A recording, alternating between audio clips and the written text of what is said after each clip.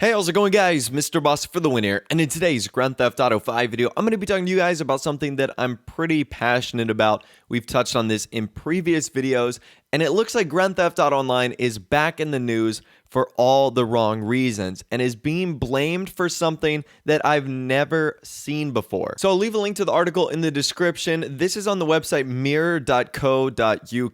Maybe the Mirror is like a news site in the United Kingdom or Europe. Apparently they're pretty reputable. They look pretty big. However, they put out an article today that I think is really demeaning to Grand Theft Auto and people who play video games, because the statement that this either article is making, or as you'll see later that the lawyer is making, is they're basically throwing anyone who plays video games into one sort of generation. So the headline is Paris attacks suspect Salah Abdeslam. I'm probably butchering that name, but please do forgive me. Is from Grand Theft Auto generation who think they're living in computer games. So right off the bat, I absolutely know what they're going to be talking about. They're going to be blaming Grand Theft Auto and the generation that this horrible person grew up in to blame this attack. So if you guys don't remember, it was a few months ago, the horrific Paris attack that happened. I think it was 130 people were killed. It was just a major disaster. It was one of the worst terrorist attacks that's ever happened. So for anyone that was affected by that, we were obviously always thinking of you and making sure that you're okay. So this attack was horrible, and it looks like the lawyer who is defending this suspect is now saying that Grand Theft Auto and its generation that he's born in think people are living in computer games and should not be held responsible for their actions. So essentially what this lawyer and what this article is saying is that Grand Theft Auto is being blamed for now a terrorist attack. I cannot believe this. So they go on to say, Paris attack suspect Salah is a perfect example of the Grand Theft Auto generation and thinks he's living in a computer game, his lawyer said. So luckily, that's really the only quote of Grand Theft Auto being attached to this terrorist attack that they give, and really because maybe the article is new, but honestly, it doesn't make sense. I've stated this for the longest time that I do not think video games are a direct correlation to violence, or in this case, a direct correlation to any terrorism threat. I've always stated that if a person is delusional and crazy and insane enough to go out and shoot 130 people, kill 130 people, they don't need a game like Grand Theft Auto to convince them that something like that is okay. In their mind, the boundary and the border between real life and a video game is already so blurred that they can't tell what is wrong and what is right.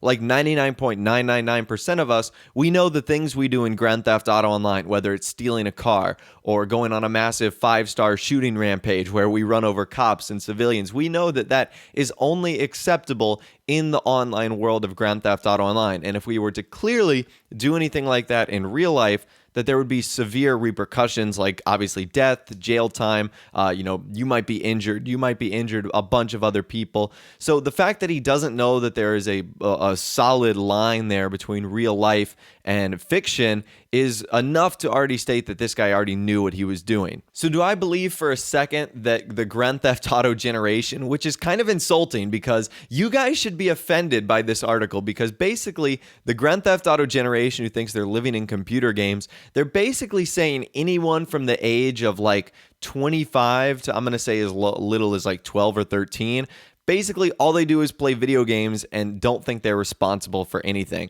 So not only is this lawyer a scumbag for defending someone who killed 130 people or is part of killing 130 people, how you can sleep at night knowing you're defending someone who's just a blatant murder is ridiculous, but also they are going so low to blame a video game and categorize it as a generation for this guy's problem. That is absolutely ridiculous. Not only has video games in general done so many great things for the world, but it's also created so many amazing communities. It's made so many businesses incredibly profitable and opened up so many industries, including my own.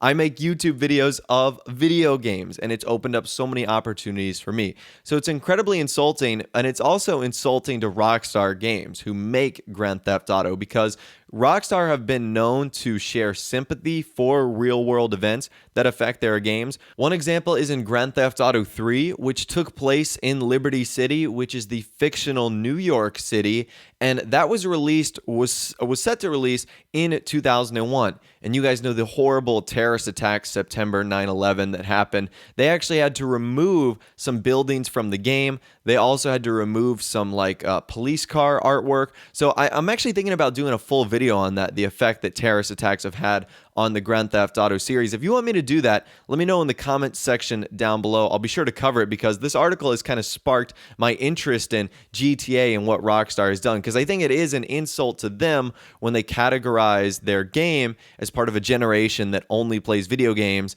and if they were to do a terrorist attack would be able to get away with it because they aren't to be blamed. The video game is to be blamed, which I think is totally ridiculous. So I'd love to hear from you guys in the comments section down below. Personally, I'm getting kind of tired of video games and Grand Theft Auto in particular being blamed for all the world's problems. I think it's time that world leaders and defense lawyers and judges take responsibility for the people that are ruining this world and simply don't point their finger at a video game because that's the easy thing to do. I'm trying to think of a good example of what it was like 20 or 30 years ago when there was no video game to scapegoat. Maybe it was like rock and roll music or movies or something like that. But it definitely seems like video games are the new medium to point the finger and to scapegoat. But once again, I'd love to hear from you guys in the comments section down below. Also, let me know if I should do that video on Grand Theft Auto and terrorism and whatnot. I think it's a pretty interesting topic. So I'd kind of be interested in doing that. If you did go on to enjoy, a like rating would of course be awesome. And also subscribe to my YouTube channel if you are new or you like daily GTA 5 videos like this. Without the way, guys, like I said, thanks for watching. Take care, and I'll see you guys in the next video.